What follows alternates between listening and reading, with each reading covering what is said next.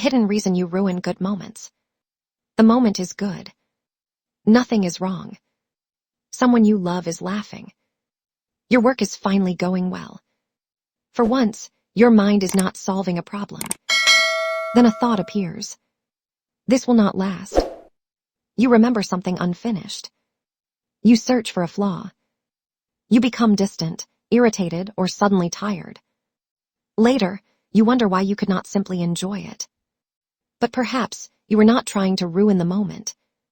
Perhaps your brain was trying to protect you from what it believes comes after joy. A peaceful weekend begins, and you start thinking about Monday.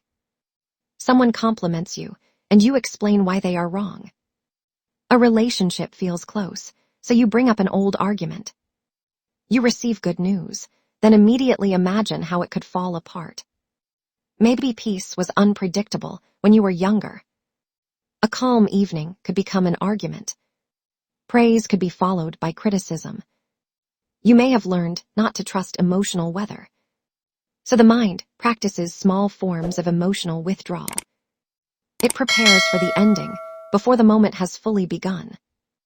This is called positive affect dampening. It is not because you dislike happiness. It is because happiness creates something to lose. Imagine joy as a glass object.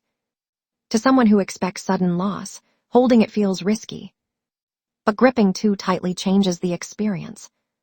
You want the good moment, but you also want protection from its possible ending. Your brain is built to predict.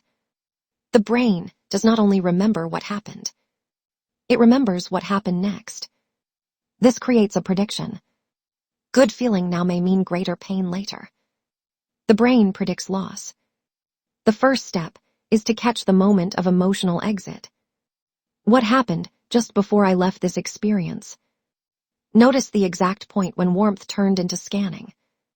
You are learning where the door appears. The second step is to separate pleasure from prediction. When the thought says, "This will not last," do not argue with it. That may be true, but ending later does not make this false now.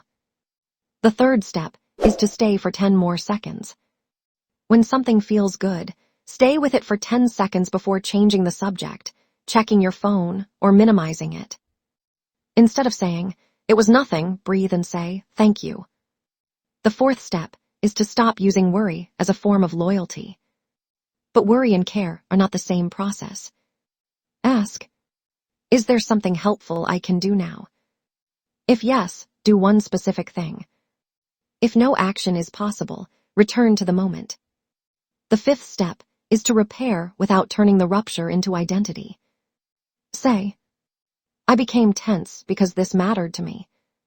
Or, "I noticed I pulled away. I want to come back." A good moment does not ask you to trust the entire future. It asks for something smaller. Your presence now. You only have to notice when your mind begins preparing for an ending.